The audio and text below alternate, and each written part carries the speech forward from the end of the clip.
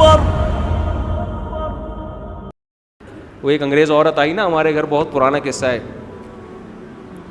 وہ ہمارے گھر آئی فرانس سے, تو میرا انٹرویو لینے آئی تھی, دیکھنے کے لیے کیا ہو رہا ہے نا مارکیٹ میں. تو میرے بچوں سے ملی, ماشاء اللہ ہول سیل کے حساب سے بچے نظر آئے اس کو. پھر گھر والوں سے ملی تو مجھے کہنے لگی کہ یہ ان کے خرچہ کون اٹھاتا ہے. میں نے کہا احقر. اس کو اردو نہیں آتی تھی, ٹرانسلیٹر بٹھایا ہوا تھا, وہ تو جرمن تھی. فرانس, میں نے کہا فرانس کا, جرمنی سے.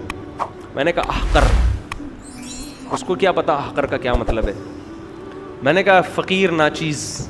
تو اس میں بڑی حیران, کہہ رہی ہے آپ کے گھر والے جاب نہیں کرتے. میں نے کہا نہیں, ہم لوگ جاب کرانے کے قائل.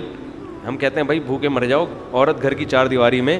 میں یہ نہیں کہہ رہا کہ جو عورتیں جاب کر رہی ہیں وہ غلط ہیں, بیچاری بہت ساری مجبوری میں کر رہی ہیں. میرے نظر میں ایئر ہوسٹس کا تصور بہت خراب تصور تھا, لیکن جب میری ٹریولنگ ہوئی نا, بہت سی بیچاری ایئر ہوسٹس ملتی ہیں, وہ اپنے مسائل بتاتی ہیں, تو مجھے اندازہ ہوتا ہے بھائی کسی طبقے پہ انگلی اٹھانے کی اجازت نہیں ہے.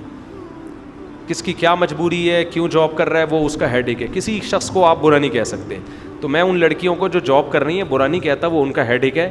لیکن بھائی ہم تو اس کے قائل ہیں عورت گھر کو سنبھالے, اور ہماری عورتیں اس لحاظ سے الحمدللہ عیش کرتی ہیں. گھر کی چار دیواری میں وہ قید نہیں ہیں, محفوظ ہیں. گھر جیل نہیں ہے جس میں قید ہو. لوگ کہتے ہیں انہوں نے, مولویوں نے اپنی عورتوں کو گھروں میں قید کیا ہوا ہوتا ہے. قید جو ہوتا ہے نا وہ جیل میں ہوتا ہے, گھر میں محفوظ ہوتا ہے. اگر گھر جیل ہوتا تو آپ صبح آفس, شام کو آفس سے گھر آتے. آفس جیل ہے جہاں بند ہوتے ہو آپ. گھر کیا ہوتا ہے, گھر میں تو آدمی, وہ کہتے ہیں نا پنجاب والے کہتے ہیں کھلا کھائیں گے تو ننگا نہائیں گے.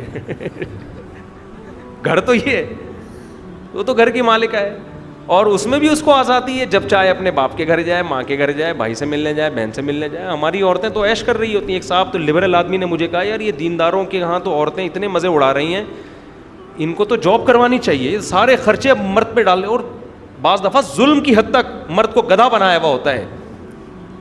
اس کا ایک آدمی نے مجھے کہا یار میری بیوی عید پہ میرا اتنا خرچہ کراتی ہے, مجھے عید آنے کی اتنی سی بھی خوشی نہیں ہوتی.